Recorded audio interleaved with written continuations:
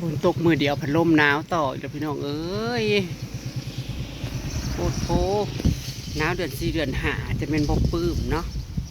กระสวัสดีจ้าพี่น้องสวัสดีเอฟซีเบอร์สุขสุขคนเด้อยินดีต้อนรับเข้าสู่ช่องJ4ค่ะเมื่อวานเลยค่ะวิตนอนค่ะอากาศแบบจังไดอ่ะเที่ยวหอนเที่ยวหนาวอยู่มันเป็นแบบเมื่อยๆกำลังจะขึ้นปักซองพี่น้องจ้าอันนี้จะขึ้นไปฝากนกกระทากับไข่นกกระทาสั่งน้ำเบาซอนตั้งแต่นางประท่านเมื่อผู้ใดนักทางสั่งไว้สิไปฝากแม่ย่าเด็กจ้าแม่ย่าอยากกินนกกระทาเป็นเคยเด็กฝากลงไปคนกินแต่ละคนละแซ่บติดใจนกกระทาเบาซอนนะคะส่วนนี้เพื่อนนี่ก็กินอยู่จะสิสั่งมาปนไว้ทั้งหะแกนี้แล้วก็ปนเท่านั้นอันนี้เป็นไข่พี่น้อง101ต่อสำหรับ80 หน่วย80 ลูก80 หน่วย80 ใบต่อ100 บาทค่ะอันนี้นกกระทา200ค่ะคุณก็จะซื้อซื้อกองโฟมใส่เพราะว่าฝากลงกับพ่อหอดกระคำผมไปฝากคล้องกาปีแบบนอกจากยุบปักซองแล้วก็มันก็จะมาซ่อนเพราะว่าเพิ่นเสียนแจกเขาไม่ใช่ซีแล้วมีซีกีเฟียบอะไรอย่างนี้นะมือนี้ก็มืออื่นเพิ่นก็สิแจกว่าใครขอสิบแตกก็ใส่บอลรถค่อยเอาโอเคค่ะเก็บปักซ่องครับพี่น้องเอ้ยตอนนี้เกิด8 โมงกว่าจะสิวขึ้นจะลงมาซอยงานค่ะต่อสวัสดีพี่น้องขึ้นไปส่งอันนกมันก็ลงมาแล้วก็ลงมาแวะเล่นน้ำอามาลาคุณยายกับโซเรื่องพระเอกมาล้ำเรื่องนี่ค่ะว่าเรื่องพระเอกหมอลำบ่พี่น้อง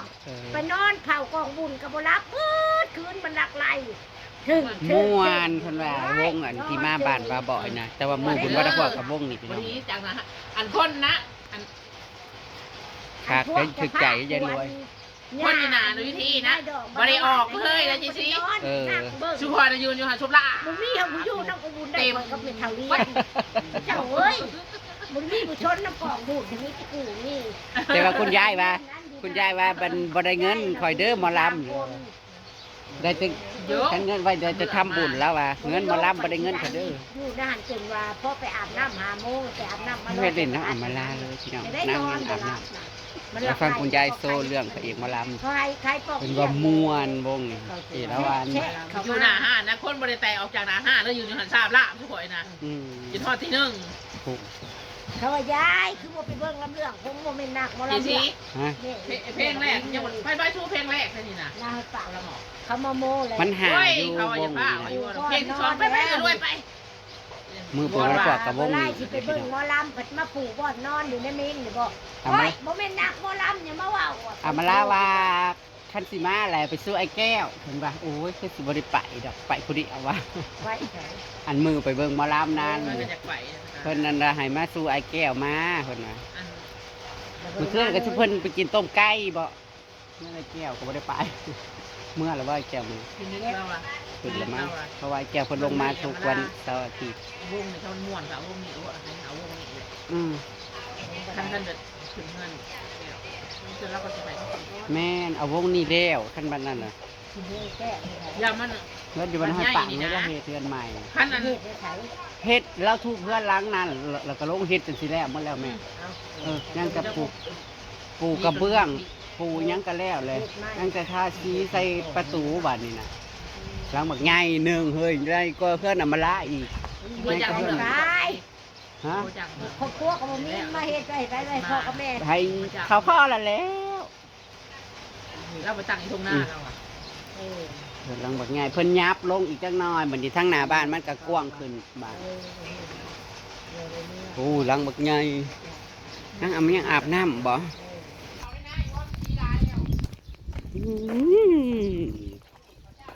เท้าบ่นี่สวัสดีค่ะนั่นคืออะไรอ่ะนี่คือนกค่ะกินนกกินหนูเหรอจ้านกกิมอนไปใช่ครับอุ้ยนกอย่างนี้นกอย่างนกอะไรนกกดนกกระปูดตาแดงนกกดนี่นกกระปูดภาษาไทยนกกระปูด ตาแรงทั้งนั้นถ้าไม่กินเหรอ กินข้าวแรกก่อน เบิ่งในละเพื่อนยายแห้งยากอยู่ เป็นยัง อ้วนต้อง70 80 ไม่อ้วนหรอกค่ะ เขาไม่เรียกอ้วนเขาเรียกอวบ อวบอึม ต้องเรียกให้สุภาพหน่อยบ่ต้องเรียกให้น่ารักหน่อย เธออย่าให้อวบไปกว่านี้นะ เดี๋ยวเบาหวานจะตามมา อืมยังคนสวยๆก็กินนกกินหนูบ่งามขึ้นนักตุ๋ยนางบริกินเด้อนกหนูปู่ปีก ไปที่นี่ใช่ว่าไง ในกกอันให้อันพ่อกี้น่ะบ่กกมันอยู่ในหาด อยู่ ไหม ในใจมันคือมีลิง เดี๋ยวจะบังมอนว่าแบบ บ่ใหญ่ ตุ้ยๆเขายิ่งใหญ่ บ่ใหญ่บ่ใหญ่ปานใดนะจักมันอะไรจะเขาเคยเห็นอยู่ดิแต่ลิงตัวเก่านี่ พี่ทั้งร้ายหนูแบบ มันก็สิหิวแล้วเนาะของป่ามันหลายบรรณว่า นี่เรามันจะเข้าบ้านจังเนาะ ก็ขึ้นเบิ่งในบ้านกับป้านั่นยังหกอยู่แถวนั้นน่ะ แม่มันยัง จังว่าข้อยันเขาอันไปอันนั่นเบิกออกอีกเลยทั้งนั้นน่ะเบิกปลาเฮ็ดหมดเลย เบิดไปเฮ็ด อุ้ยปลาเฮ็ดละโงกเลยนี่หั่นนั่นปีนี้นั่นเฮ็ดละโงกนั่นหาน่ะเศร้าเพชรแรงก็อ้อคือสมองเก้าน่ะมันโผล่ขึ้นมาแต่ดินพุ่นตอนเฮาไปหานี่คือว่าเก็บเบิดแล้วเก็บคักแล้วมันก็แตกแต่ดินเท่าไหร่ ตอนเพลนไป เจ้าหันละเฮ็ดก็ได้ปัจจุบันแต่ไปจักไปใส่เบิด มันเริ่มไปไกลเฮ็ดเนาะ ทุกค่อยก็จอดแต่ในหั่นนั่นในสวนมันเข้าในแห้งแต่ว่ามื้อนั้นน่ะ46ดอกแล้วจน ในบ้านก็ได้ เออ หมู่เดียว46ดอก 46ดอกเฮ็ดละโงกนี่มีแต่จุ่มใหญ่เออ 46ดอกเราก็สิว่าเฮ็ดเอาได้เนาะแต่นั้นก็ได้ โอ้โหเพิ่นสิคือลีโอลีโอน่ะเพิ่นผู้เห็นน่ะอ้าวเต้นดงนึกว่าเพิ่นเฮ็ดเอา เห็นผ่านเลยเนาะ เบิดปืนงานที่หาดอกแล้วก็ได้แล้ว ตัวในแคมหัวน่ะดอกใหญ่ๆไอ้สีตัวมันอยู่ในแคมหัว มันกินได้ไม่หยอกง่ายครับ ซ้ำจ้านนี่มันบ้านน่ะโอ้แต่เสียดายเอ้าซ้ำปากหม้อนี่ เอามาปี ดอกบักใหญ่ๆเห็นอันไม่ได้มองอันโอ้ยหนาวเด้อบ่ดิสั่นจังนะปัน มีปีนะคอยลงไปชูเขาเยืองนั่นหลาย แม่มัน ยังจังว่าเฮ็ดดอกใหญ่แท้ ให้ไปกับมีแต่กายโคกไก่ จอบนะจอบคู่มือก็ได้คู่มือเฮ็ดละโงกเรืองข้างเฮ็ดละโงกขาว ชื่อไว้เด้อบัดนี้เฮ้ย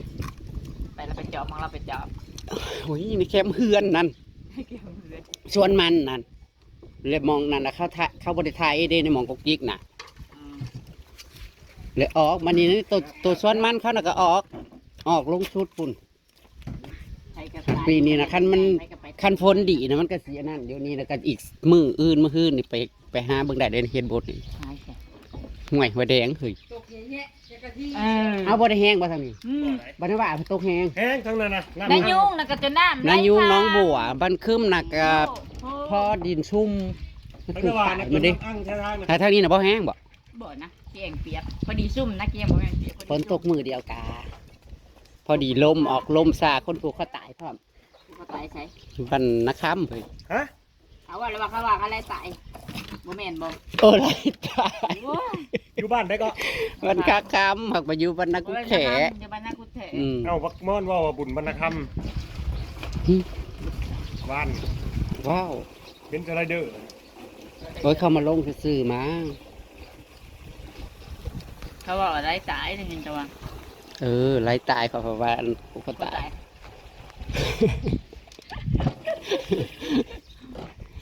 ไรตายแต่ที่แรกคือว่าเพิ่นขึ้นถ้าบันคึมข้าเจ้าว่าได้ขึ้นเขาเอาไปอยู่ให้อยู่หน้าซื้อ เป็ บ่ นกำนักพวก ขึ้นวันนักค้ำ ใกล้จีลงหน้าแล้วสิพัน แฟนติดจักรจันทร์มือน่ะก็จะเพิ่นโอ้ยจะเป็นลมเฮ้มันบ่ทันโฮมบ่มันเป็นคือแห่นั่ง จัก ตื่น สิบ่แหน่อีหยัง นั่งตื่นว่า จัน นั่งตื่นว่าแห่คือคนบ่เคยถึกเชิงนี่ฮ่าต้มคนเคยถึกเชิงแล้วมันคุ้นบ่ก็ยังไงคือสิแม่นจิตเอาหั่นนะ อันติดบ่ได้ดอกกระดานั่นมันบ่ได้เด้ตังเพิ่นน่ะก็บ่ติดมันย่วยเด้มันโพดขี้ย่างบ่คือหยังจะมันมึงเขาก็ถึกเชิงจักเทื่อนอีห่าต้มมึงห่าต้มแกงเปื่อยได้แล้วก็ได้ มันนั่นน่ะทั้งไปที่จักรจันทร์น่ะ3-4คนน่ะได้40กว่าโตพวกนี้ มันจะไม่ใช่จักรจันทร์ ห้องน่ะสวดๆอยู่มันหักบ่เห็นมันเฮ ร้อยตัวแสน ถูก อยู่กลางแกงแห้ง ยังก็แพง ร้อยตัวแสน ตัวละพันกีบ ตัวแสนใส่ ร้อยตัวแสนกี่ 150 บาท เนาะประมาณนี้ ไม่ใช่ที่เห็นบ้านมันจะจัดร้าน ร้อยตัวต่อ150โอ้ยจักจันมันกะลายอยู่มิงอีมันกะลายอยู่มันหักมันแห่มันบ่ทันนั้นมันเฮาก็ออกมา เย็นไม่ได้ตัวมันเคยเหลื่อมตา โอ้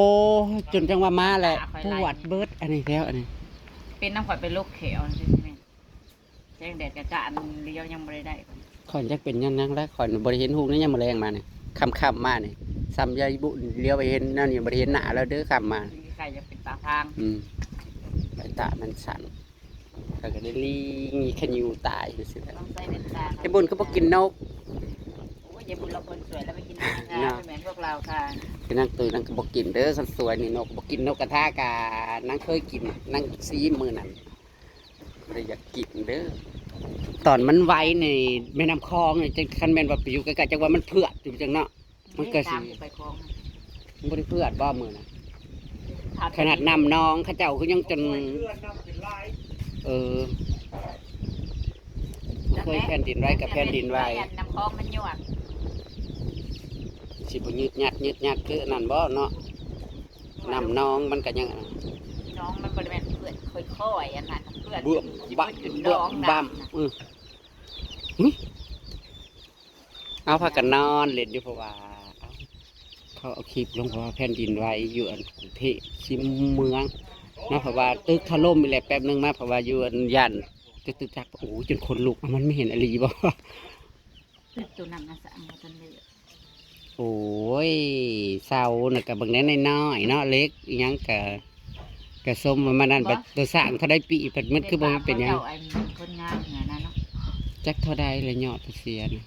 เท่าใดคนจั จั ก ดพอดีประมาณบ่ายเขาจะพลงงาน พอดี พอดีเลย คันไม่ซำส่วงเที่ยงอันนี้เนาะก็สิ พัก พักซะหากินข้าวกินน้ำ ลายลาย ว่าพอดีเขาเจ้าขึ้นเหตุงานนะ ตาย เนี่ นะ ยที่เว้ากันจะไปกินข้าวแรงออกก็มิดแล้วตัวละได้ยินเสียงยิงห้องให้จ้อยไปแล่นกลับเขาพอดีลง เฮ็ดบ่ เหตุบาทเนาะ บ่เคย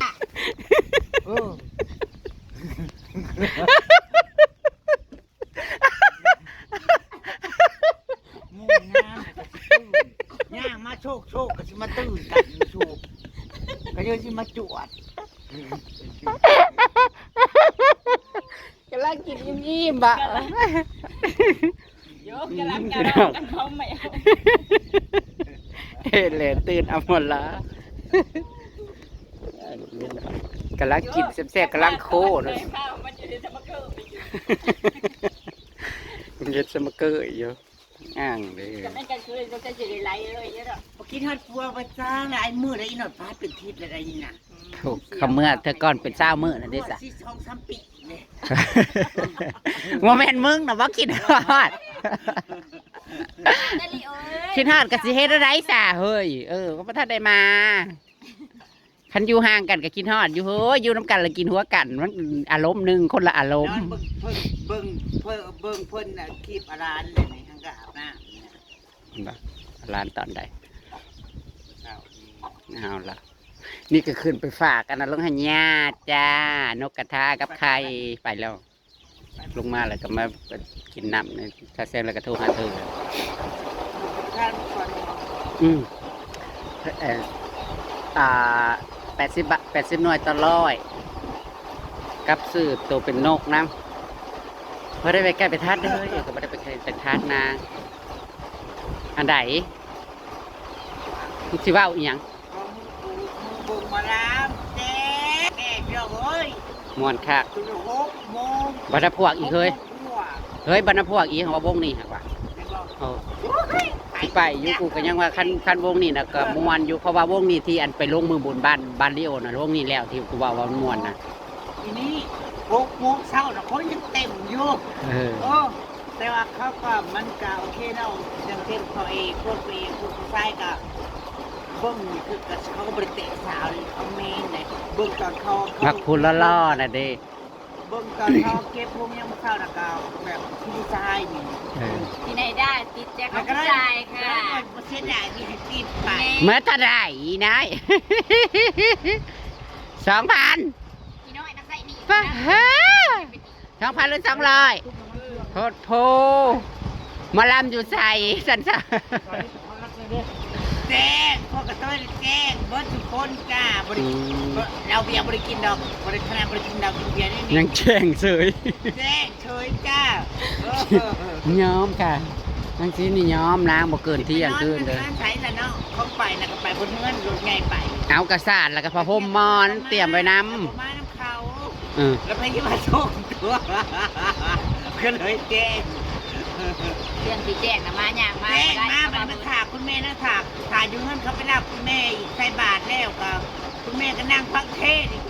8 โมงกับ9 โมงตายแล้วบ่ไหวเลยจะนอนเนาะมาดิจ้างนิดหน่อยเขามาส่งอีก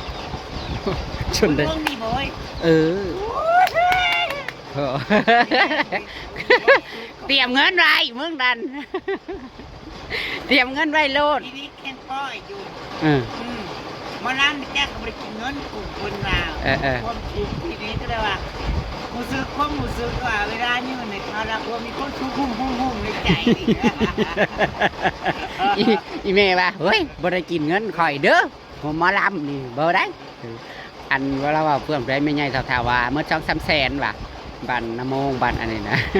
ป้อนเงินน่ะเท่าก็ฮอดอีเมย์ว่าซั่นป้อนเงินน่ะหมอลำน่ะเมื่อ2-3 แสนโอ้โหบ่ได้ไปใกล้ไปทัดกูกาบ่ได้ไปทำข้าวดอกนางบ้าน วงนี้ พี่น้องมึง เช็ดช่อดอกไม้ไว้ โคน กับวงนี้แต่ว่าจ้าง50,000ป่ายหังว่า ไม่เปลี่ยนหรอกไม่รับ อืม สี่อย่าง มือนี้31บ่ 31หมื่นที่1ว้ายหมื่นรวยอีกเลย อีน้อยมึงฟันแล้ว เพราะว่ากูจะมาซื้อตามใจกูซื้อตามมึงจะมาซื้อ เอาอีกเลยกูจักสิซื้อหยังกูก็บ่ได้ฟัน เออ หลายตู้แล้วไปอยากซื้อมันได้เลย ก็จะชื่อมือ มันชูซื้อเลยไหนซื้อตั้งแต่ชูทอดเก้า บางเทื่อเราก็ไม่ได้ซื้อเด้อซื้อตั้งแต่ชูทอดเก้าก็ได้ เออจะได้บัตรเลข แล้วป้าเป็นคนแต่งงานแบบพวกมันต้มมัน จ้าได้ไปหานางสิไปคูดบักตัวดินมาต้มมันนี่ก็เลย ไปส่งอันนกกระทาให้คุณย่า ชิบะคุดมาคุดอีกก่อนจะไปผากลงให้พ่อเชี่ยวกินน้ำกันหมดโอ้ยเดี๋ยวถูกโอ้ยมึงกระช่าง ไม่ใช่ ข้าโพด โอ้เฮ้ยแพทย์สิได้แค่คือเดียวว่าโลกเบิร์ดแหละยังบ่ได้เครื่องบ่โอเคพี่น้องค่ะตามคลิปหน้าแล้วกันจ้าขอบคุณนะคะเบิร์ดสุขคนจังทายคลิปหน้าคลิปนี้เก็บภาพบรรยากาศไว้ซ้ำนี่กันค่ะมาเล่นน้ำเจมาลานะคะ วันนี้ที่แรกว่ายานี้ว่าให้เขาไปในงานเขาเนี่ยโอ้ยค่ำๆหมดแหละก็สิข่าวงานแจกเขาในบ้านแหละ ยกป้องเลิกเขาคนมันคือจน ยังอีกเลยว้าว เขาหลายคนก็ว่านางเขาก็บ่เห็นมาเล่นนู่นนี่นั่นนะโบแทกมาโทงาเป็นอะไรนางเขาตรงนั้นสิพอทิศเนาะ กินตัวเองค่ะ แล้วตั้งแต่มึงเมื่อเราก็ไปทักไปเลยเพราะทักไปแล้วมู่บ่อ่านจะเข้า อ่านแต่บ่ตอบจ้า เพราะอันจะเป็นคนหลายมู่แล้ว เอากระตักเต้นางมาพุ่นนี่นั่น นั่นแหละเราก็บ่กล้าเราก็บ่ได้ทักไปเลยเพราะว่าทักไปมู่บ่อ่านแล้วจะทักไปยังที่ว่าดิ ก้อนสีมานั่นก้อนสีมาตอนนั่งยังอยู่อันบ้านเอ้ยนะอันนี่อีอำมาลามันถ่าซุมเฮาอันสิไปติดจักรจันทร์กะว่ากันเนาะฮอหมกอยู่บัดนี้มือฮู้ว่ามือเพิ่นมาเนาะเพิ่นก็ลงคลิปแล้วก็กูเลยแชทหาเพิ่นว่าอันเขาได้ตังค์อยู่บ่มึงบ่ได้ถามเขาบักติงบ่แท้นั้นเขาได้ตังค์บ่ได้ถามหาตังค์ว่าซื้อให้ถามเขาแน่สิชื่ออันนี้อ่านค่ะแต่ก็บ่ได้ตอบแล้วก็แต่แถวนั้นมาเลยเมื่อ กันน้อฮอโมกแล้วก่อนที่หน้าน่ะก็บ่ได้เป็นขั้นก็แคบเข้าหาแล้วก็แล้ว แล้วก็มือนั้นลงมาสวนให้ลิงไปอันเอิ้นบ่ออกมาแบบปวดหัวบ่ไป แค่นั้นฮู้แล้วกันเลยว่าปวดหัวแล้วจบแล้วฮู้แล้ว ตามนั้นค่ะกันสร้างนางถอนนางใหญ่แล้วนางเก่าแล้ว